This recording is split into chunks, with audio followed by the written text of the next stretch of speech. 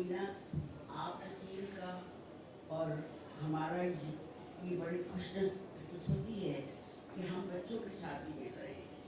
بچوں کو تمہیں بتاؤں, میرے بچے جب چھوٹے تھے اور انہیں کہانی سنانے کے لیے لیٹتی تھی میں, تو اگر کوئی کہانی میں شیر دوبارہ آ جاتا, ایک گیدڑ دوبارہ آ جاتا, ایک بندر آ جاتا, یا کچھ بھی آ جاتا, وہ کہتے تھے یہ تو آپ نے پہلے بھی سنائی ہے, یہ کہانی تو اور ایسی نہیں ہے, دوبارہ سنائیں, کوئی اور نئی کہانی سنائیں.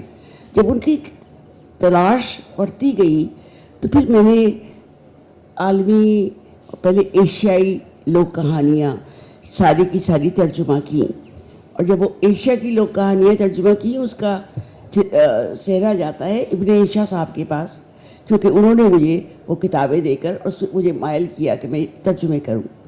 اور پھر وہ ترجمے جب یونیسکو کے کہنے میں کیے گئے تھے تو ہم پاکستان کو یہ انعام ملا کہ وہ ترجمے والی کتاب یونیسکو ایوارڈ اور میرے نام سے منسوب ہوئی.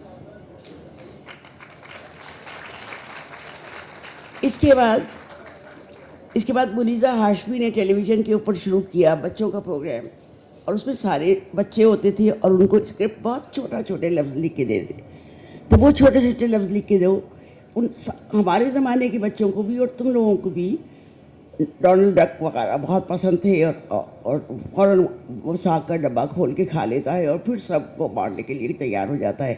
یہ سب چیزیں تھیں. اس سے ریورس کر کے ہم نے کہانی لکھ لی جو بڑے صغیر کے حوالے سے ہو, اور پھر یہ کہ اس میں ہمارے ہاں پری بھی ہوتی تھی کبھی کبھی, اور کبھی جن بھی ہوتا تھا, اور کبھی کبھی ایسا ہوتا تھا کہ الادین بھی آ جاتا تھا جس کے چراغ کو گھس کے سب کچھ مل جاتا تھا. پھر وہ بھی تھا کہ چل میرے گھوڑے چمبکٹو, اور چڑے چڑیا کی کہانی تو دنیا کی ساری کہانیوں میں نمبر 1 ٹھہری ہے, کیونکہ میں نے اورل لٹریچر پہ بھی کام کیا.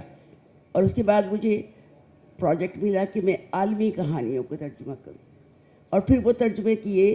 اب مجھے یہ نہیں معلوم وہ کتابیں کہاں گئیں, کیونکہ میں تلاش کرتی رہتی ہوں. یہ 50 برس پہلے کی بات ہے بیٹو. بچوں کے لیے تو بہت ضروری ہے کتاب, بہت ضروری ہے کتاب, اور پڑھنا, کتاب پڑھنا. اور شام کو بیٹھے جب اماں ابا کے ساتھ, تو وہاں سے ان سے اپنی بچپن کی کہانیاں بھی سنو کہ ان کی زندگی میں کیا کیا گزرا ہے, کون سے حالات تھے جن سے گزر کے وہ یہاں آئے ہیں. اور جب بچوں کو یہ علم ہو جاتا ہے کہ علم حاصل کرنے کے لیے محنت کرنی پڑتی ہے, اور کچھ جتانا پڑتا ہے, کچھ دکھانا پڑتا ہے, تو بس پھر وہ کتاب مانگتے ہیں, برگر نہیں مانگتے. اور میری یہی توقع ہے کہ میرے بچے کسی وقت برگر ضرور مانگیں, لیکن جب اسکول سے واپس آئیں یا اسکول جائیں تو میں کسی ماں سے یہ نہیں سننا چاہتی کہ بچے کو تو اردو ہی نہیں آتی. بہت سارے والدین یہی کہتے بچے کو تو اردو ہی نہیں آ سکتی. تو غلطی کس کی ہے؟ والدین کی, ہماری, ہم سب کی. تو میں یقین سے کہہ رہی ہوں کہ یہ جو بچوں کو ادب ہے اور بچوں کے لیے آنا ہے, بہت مبارک ہے, بہت ہم خوش نصیب ہیں کہ ان کے ساتھ وقت گزار رہے ہیں. اور یقین کرتی ہوں کہ بچوں کی کتابیں خریدنے والے والدین بھی ہوں گے اور بچے بھی ہوں گے. بہت شکریہ اس محفل کا, اور بہت مزہ آیا.